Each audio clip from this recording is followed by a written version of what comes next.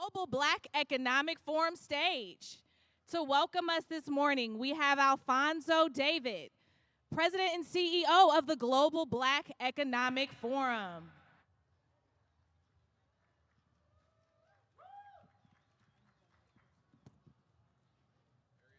Yes. Sorry, I'm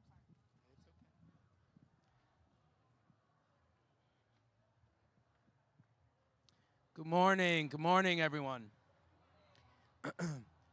Welcome to the Global Black Economic Forum on the last day of Essence Fest. Welcome, welcome, welcome. For the past few days, we have provided you with information starting with a summit for business leaders. We were joined by policymakers, business leaders from around the world.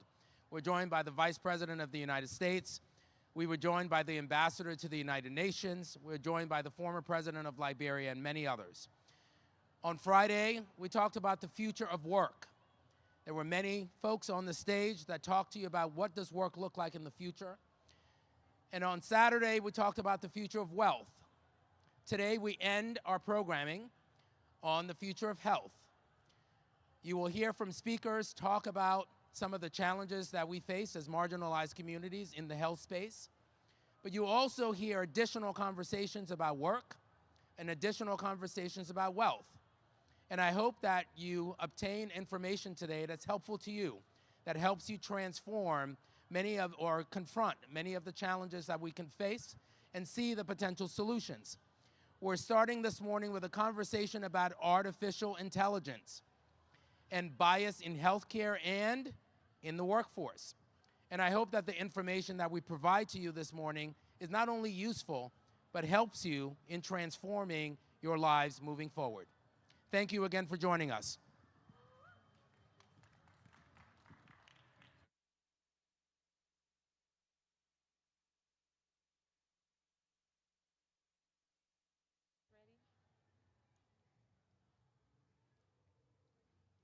Ladies and gentlemen, please welcome Dr. Kimberly Ellison.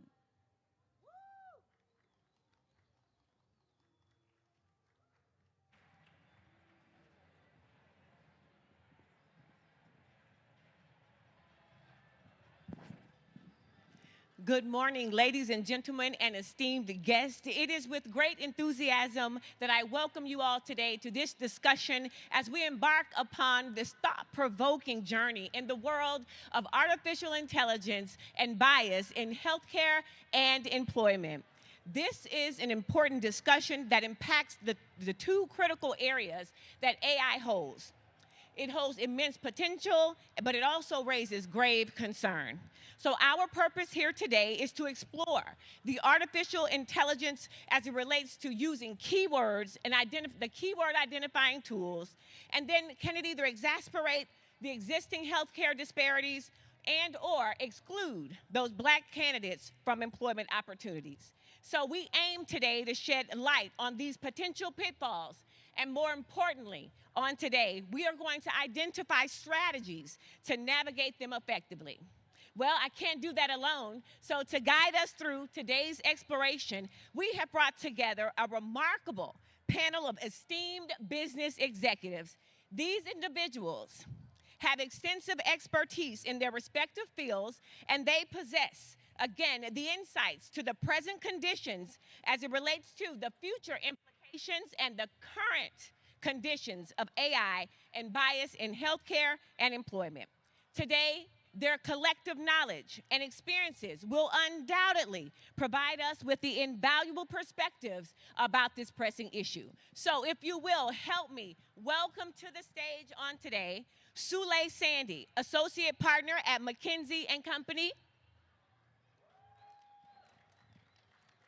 Kelsey Ruger, Chief Product and Technology Officer at Hello Alice,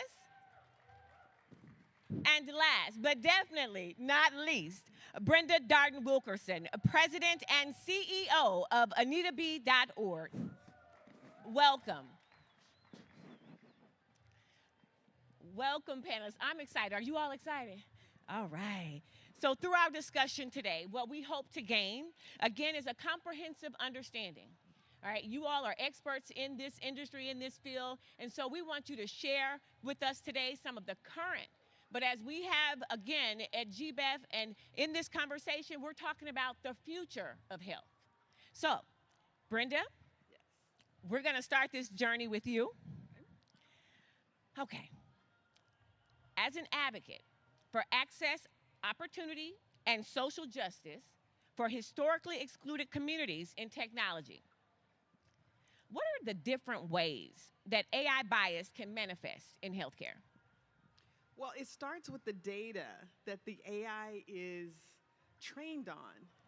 So the data that's been gathered historically has been based on the biases that people have experienced in healthcare. And we know that Black people in particular have had the hardest time of having been judged correctly on the level of their illnesses.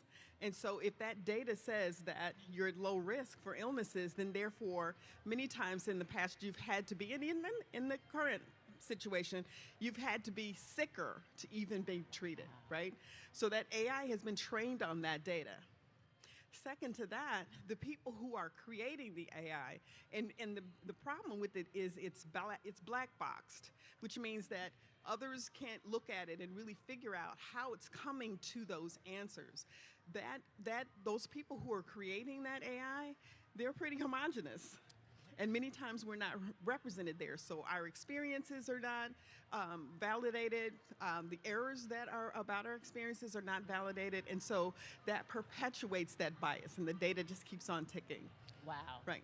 Wow. And you know, when you think about it, Brenda, considering these historical biases that Black people have to be sicker, can take more pain, and all of those challenges that create those disparities in our communities, can you share with me what are the measures that are being taken to ensure that the implementation of artificial intelligence in healthcare does not perpetuate or continue to perpetuate or exacerbate these existing inequalities? Well, here's what needs to be done. What needs to be done is that data needs to be checked for biases. And the best way to do that is to put people at the table who understand what those biases are and can take a look at them. For instance, if you have someone at that table who understands the illnesses, the historical illnesses of, say, Black women, and they're looking at that data and can tell that that data has been mostly gathered about men, they're going to notice that unless, you know, they have the right to do and make those changes. And so we need that table where tech is created to be much more diverse, and it needs to be age diverse. It needs to be physical ability diverse, so those algorithms can be corrected. And as it's executed in the healthcare industry, there needs to be studies to make sure that they study the differences between the different segments to say, okay, what's supposed to be happening and what actually happened with those segments. And then go back and take a look at that AI and make those corrections. It needs to be constantly measured and constantly corrected. Wow. And I mean, think about it. Yeah. When measuring data and having the facts to drive that data, again, will give us some outcomes or better outcomes than we've had historically. That's what we hope for. All right. Well, Kelsey, listen, I want to get your voice in this conversation. All right. Being a visionary leader in the tech industry for over 20 years, and your expertise in product development, design, and engineering, in your current role as a chief product and technology officer, how can we ensure that AI-driven solutions do not inadvertently create new barriers? Well, one of the things that we talk about a lot is you can create those barriers without ever thinking about it because of the way we operate in technology. And so I always tell people it's a combination of best practices and policy. We haven't really gotten to the policy yet in the US, but a lot of what we've learned through dealing with PCI and SOC 2 and privacy concerns can be applied directly to what we're doing with AI. And so I think when you're starting, we talk about the three A's. We talk about whether the AI needs to just augment, whether it needs to completely automate, or whether it should just leave people to do their work autonomously. And when you build solutions, really thinking about which one of those categories it falls into and how you should build it, whether you're an engineer, a product manager, a designer, really understanding how you should implement the AI, helps you build best practices. But even with those best practices, you have to have policies in place. We deal with policies every day for privacy concerns. It's why we have CCPA, it's why we have GDPR. I think some of the same measures will have to be put in place for AI just to keep the checks and balances in place, because the technology can't outpace what we're either prepared for to deal with as consumers or what we've put the measures in to protect ourselves from. Okay, so you talk about the 3 A's, right? And so you're automation, augmentation, and then what was the third one? Autonomous. And we don't think about that one a lot, because sometimes there is a intrinsic benefit to remaining human and doing it yourself and not letting the machine do it for you. And that can bring a challenge. And so how can we then strike a balance between the benefits of these AI-driven solutions and then the potential pitfalls as it relates to deployment? So I actually borrow a lot from the world of accessibility, so having worked with web accessibility a lot. One of the things that they say a lot is nothing for us without us. And I think when you're designing for people, you have to involve the people so that they can talk about whether they're comfortable with it, what might be crossing the line, and as we talked about earlier, really examining how the data has been trained and looking at how those biases might have been introduced. So thank you. And you know, Sulay, I would like to hear from you as well. In light of the increasing utilization of AI in healthcare, how do you foresee technology impacting the roles and responsibilities of Black healthcare professionals? Yeah, I think it's a great question. So if you just look at the basic statistics, I think there's studies that say about 30%, somewhere between 30-35% of the roles of Black folks are mostly roles that are going to be impacted by automation and AI. Right? So if you're doing something that a machine can do or can help do, that's likely to be impacted. So for Black folks, that's a big number, right? And then you add to that the whole thing around generative AI. I think since last November, everybody knows what that is. That's not only limited to folks that do service jobs or jobs that are going to be hit by automation, but actually white-collar workers, lawyers, right? Generative AI would also have an influence in that. So I think as it is right now, it will severely impact Black folks if we don't take the right actions to actually get people trained or get them into the right organizations and situations that would actually help them actually drive further growth. So when you think about the education and training for Black professionals in healthcare, Kelsey, can you build on what Sulay just shared and answer this as it relates to Black male executive leaders in tech? You both have this influence and you have voice on this topic. So what steps do we need to take, or what steps need to be taken to ensure that deployment, training, and the implementation of these technologies in healthcare are more inclusive? How do we do that in representing the diverse perspectives of Black healthcare professionals? Yeah, I think, again, building on the nothing for us without us, I think you have to have people who are representative of groups that may be biased against involved in the process. And so one of the things that I think to explain about AI is it looks for like patterns. And so by default, there's going to be bias built in. And so I think you have to bring people in to enrich the data set. And again, also teach people how to build the prompts. And so that's really where we are right now, is how do you prompt the AI to get the information out that you want, and teaching people how to ask the questions the right way to get that information.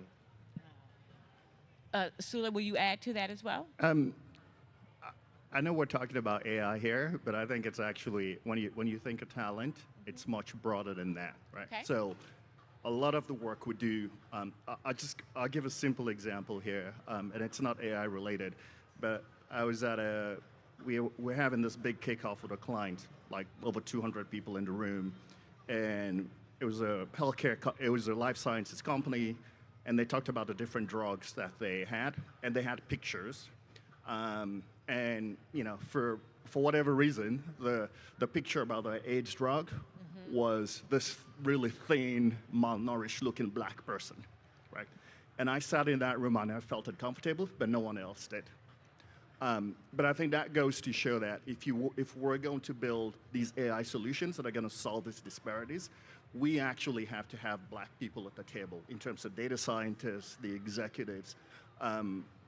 The black folks are about 12% of the the workforce today. When you look at the data scientists, it's probably about 4 or 5%. I think that's critical to helping build these systems that can actually help us level the playing field. Because if not, that continues to perpetuate the bias. Exactly. As we talk about measuring the data. So Brenda, I'm coming to you. We've discussed the biases. We've discussed the barriers, right? And let's talk about some solutions for the future of AI and healthcare, and how does that impact our community? So in the future, if you could look ahead, how do you think AI and these emerging technologies can be used to enhance cultural competence, as we were speaking of shortly here with Sulay? So how do you feel that it can enhance cultural competence in healthcare delivery and the overall patient experience? Well, if it's done right, then you're going to have more use cases that will be tested to be rolled out in the community. And so if you have people with various overlapping diseases and the AI has been trained to recognize it on a cultural level, then you're going to have an increase in better diagnoses. Right now, black people are misdiagnosed at such a high level and at such a high rate that treatment becomes problematic. Also, many times there are not medical facilities in our community. And so if the AI is enhanced and it works better for us, then remote health can be one of the solutions that actually help increase our health. But one of the things that I want to add on in terms of having more black people at the table, when you think about, we've talked a lot about in the press about AI and facial recognition being a problem. But there's also a problem with voice recognition. And so in those times when you're using, for instance, I've had an iPhone for over 12 years. Siri still can't understand me. So if you've got an elderly person who you're trying to help medically and they're talking to these systems and there are not people backing it up, I love what you say about there's got to be people involved. It can't just be about the AI and the machines. But you many times have to get past the machine with your voice in order to get to those people. And so when those systems are better trained on various voices as well, then there'll be a better delivery for healthcare in our community. Wow. Thank you for that. Again, Sulay, I would love to have you give us a look into the future. If you think about looking ahead, what opportunities and challenges do you envision for black healthcare professionals in leveraging the innovation? Yeah, I think fundamentally, in terms of opportunities, I think black folks have to be at the table, as we've talked about. Top executive levels, the people that can actually spend money on AI, but also the people that actually build the AI, plus the people that provide the contextual information in terms of what the AI does. On that third point, as an example, if you're building an AI system that's about diagnosing a particular disease, you should speak to doctors, but I not only want you to speak to doctors, speak to actually black doctors, correct? So, a black OBGYN and a white OBGYN have different perspectives in terms of the care of women, correct? So I think that's key. But what also needs to happen is a lot of the recruiting today, whether we believe it or not, is, people mostly go to the Stanfords, the Harvards, and there's not a lot of black folks there for obvious reasons. Various socioeconomic reasons people can't make it there. So I think what companies need to do, and one of the things that actually McKinsey is doing, we're going to the talent where they are. So we're going to HBCUs, and it's not only HBCUs, but you actually go to places where you think the talent is, and also have people in your organizations that other people can look up to and say, actually, there's a black person there that's doing this work. And I think there's also things in terms of policy, right? So how do you, the Supreme Court, just had a decision on affirmative action, but how do we actually also get people into into higher education, correct? Into STEM subjects, because I think that's where the world is going. I'd love to add that it starts in education. Yeah. And so we need more Black professors in those schools, not just for the Black students that are going to come through, but for everybody else, to normalize the fact that this is where the knowledge base comes from. They have the experiences. They can train up the non-Black doctors to recognize things that are key to our community. They also need to make sure that we do cross-functional education, making sure that the people who are doing tech understand these medical subjects. I think I'm going to forget his name, there's a medical student here who has called out a lot of the issues in medical school that the tech is being trained on that is not recognizable for Black people. For instance, at our organization, we do pitch competitions, and one of the winners a few years ago was actually a Black doctor who created a device to recognize bed sores in Black people. Black and brown people are the majority of people who suffer and die from bed sores. Yet the training around it for those devices is generally done on white skin. And so getting those professors in there for both the Black students and for the white students is going to be key. And Kelsey, as we wrap it up, what advice would you give to Black healthcare professionals today as we look forward to the future of AI? So even though I'm very cautious about the bias, I'm actually very optimistic about where we can go with the AI. I think preparing yourself for a world where you have a digital assistant that's going to give you some of the answers to help make your job either more productive or faster, and just getting comfortable with that, because I think today when we think of AI, we think of Terminator, right?